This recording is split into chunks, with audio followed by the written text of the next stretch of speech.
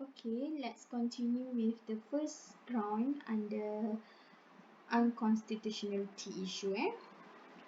Parents Act ultra vires constitutions. What is Parent Act? Parent Act is the act of parliament that conferred the power to the public authority to make subsidiary legislations.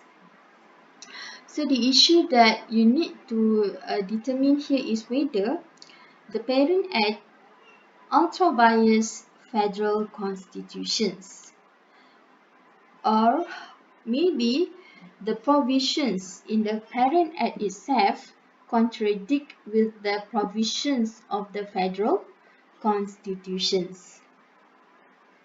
So this cannot happen because constitutions is the highest law in Malaysia. If you guys still remember, it is stated in Article 4, Clause 1 of the Federal Constitutions. Any law that contravenes with the constitutions will be considered as void. Alright, there is one case that you need to examine under these grounds of Parent Act ultra vires constitutions in the case of Johnson Tan Han Sen against Public Prosecutor 1977. Okay, let me remind you, before we start discuss the case, please identify which part is considered as subsidiary legislations, Parent Act, and maybe you can identify who is the public authority in that case. So in this case, basically, involve the subsidiary legislations known as ESCAR. In short, it is known as ESCAR, stand for Essential Security Cases, Regulations 1975. The issue in this case is we need to determine whether ESCAR is valid or not in this case. And then the Parent Act in this case is Emergency Essential Powers Ordinance number 1. We give the power to the public authority or executive. In this case, the executive here is YDPA, to make subsidiary legislations. Okay, so let's just go through the facts of the case. Okay, the appellants in this case, known as Johnson Tan Han Sen, he was arrested, and his trial was based on this ESCAR. And later he argued that at the time ESCAR was promulgated, there was no state of emergency because during the promulgations of ESCAR, it was made by the YDPA, on the advice of the Prime Minister. So when YDPA proclaimed a state of emergency in the country, so YDPA has right to make the subsidiary legislations. And then the appellants here, he argued that ESCAR was null and void. Why? What is the argument submitted by Tan? He challenged ESCAR's applicability on the grounds that there was no state of emergency in 1975 when ESCAR was promulgated. And his argument was that the state of emergency in 1969 had long ceased to exist, rendering the proclamations of emergency irrelevant and of no effect, and therefore ESCAR also null and void. This is the argument submitted by Tan. He argued that at the time the ESCAR was promulgated by the YDPA, there was no state of emergency. So ESCAR was null and void because at that time the emergency can be revoked. The state of emergency can be revoked either by the YDPA or by both houses of parliaments. Okay, but court held that, okay, this case going through the federal court. The federal court rejected the argument, saying that the proclamation of emergency in 1969 has not been revoked nor annulled by the parliaments, and the Emergency Essential Powers Ordinance Number 1, which is the Parents Act in this case, has not been revoked or annulled. Therefore, ESCA, at the time ESCA was promulgated, okay, the Ordinance Number 1 and the state of emergency is still in force. So ESCA 1975 is valid since the Ordinance Number 1 has not been revoked or annulled at the time ESCA was promulgated.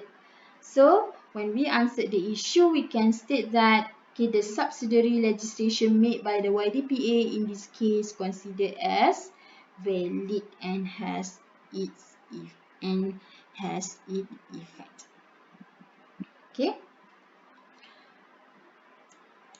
Okay, next. Ground under subsidiary legislations, ultra vires constitutions.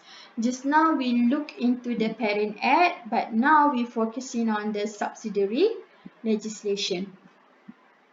Okay, the legislation, the regulations, order made by the public authority. Okay, so in these grounds, the Parent Act may be constitutional, but the subsidiary legislation made thereunder may be unconstitutional. So it must refer to the constitutional law to assess whether the subsidiary legislation concerned with contravenes the provisions of the federal constitutions, especially in regards to the fundamental constitutions. Okay, if you come across the problem-based questions in past year paper, there are so many issues under these grounds related to the fundamental constitutions. Okay, there are so many cases here. As you can see in your manual, we have a case of Tay Cheng Po against public prosecutor, Halimatus Saadia against Public Service Commissions, Khalid bin Abdul Samad against Majlis Agama Islam Selangor. Okay, so you can choose one of the case there. Alright, so in my lecture today, I'll choose a case of Halimatus Saadia against Public Service Commissions. I believe that you all know the facts, okay, familiar with this case. So in this case, it involved the subsidiary legislations, which is referring to the departmental circular forbidding female civil servants from wearing burdah. Okay, and it was challenged, this circular was challenged on the grounds of unconstitutionality in that it infringed the plaintiff constitutional rights guaranteed under Article 11, Clause 1 of the Federal Constitution. So this is the provisions involved. Okay, provisions in the constitutions. She argues that, okay, the circular here is against Federal Constitution's Article 11, Clause 1. Okay, according to her, okay, the plaintiff, it against Article 11, Clause 1 to practice the Islamic religion of her choice. So according to her, she has choice, okay, to wear burdah even she work as civil servants. However, the plaintiff was dismissed from the civil service because of her refusal to comply with the circular. And she argued that wearing of burdah during office hours did not conflict with her duties as civil servant. However, High Court rejected the contention made by her based on two grounds. First, Al-Quran does not require Muslim women to wear burdah. And second, the religious freedom as guaranteed by the constitutions does not authorize any act contrary to any general law relating to public order, public health or morality. Why wearing a purdah may contrary to public order or public health? Because maybe, okay, wearing a purdah, it may for security reason lead to dangerous, okay, or maybe another person might masquerade as a civil servant, and then he or she may gain unlawful access to the secret government files. Okay, as we know, even under even under fundamental rights, or fundamental constitutions, it also laid down several restrictions regarding the fundamental rights or fundamental liberties in the federal constitutions.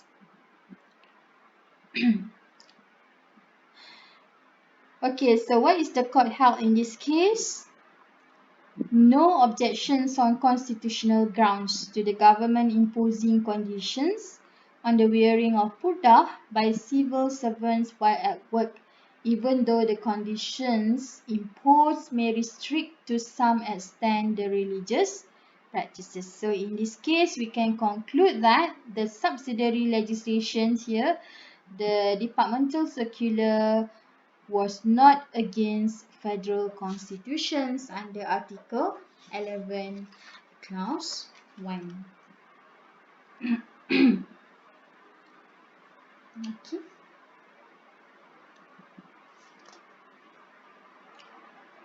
Okay, next. Under the third grounds, subsidiary legislations ultra vires parent act. Parent Act is the one who conferred power to the public authority, but later public authority made subsidiary legislation that against the Parent Act.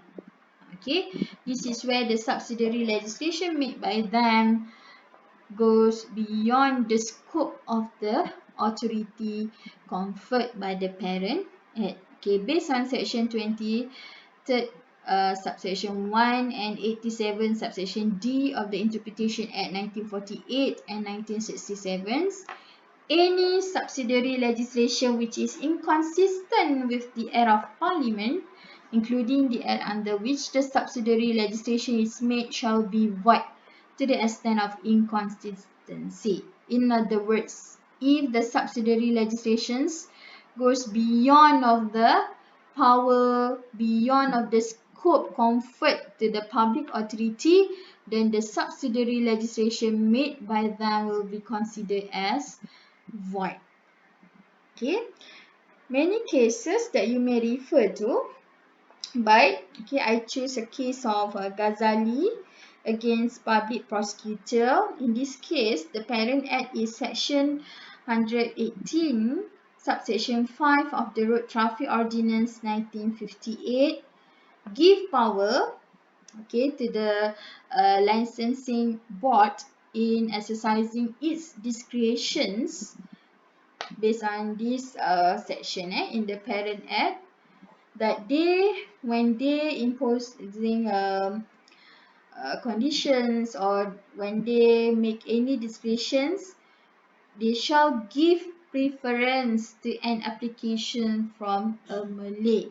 However, later the board attached a condition to the license issued to Malays.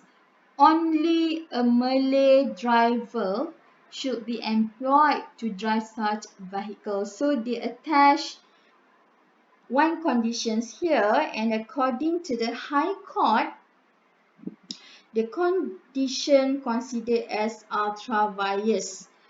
Why ultra vires? Because the board has no power to impose such conditions. Okay, because they only have power, the scope of the power is to consider the applications for a license. Okay, like it mentions in section 118, they shall give preference or shall give priority to an application from MLA, but not to impose any condition like this. Okay, so the subsidiary legislations made by the board is considered as void. Okay. Alright, so later we continue with the next grounds under extended ultra vires.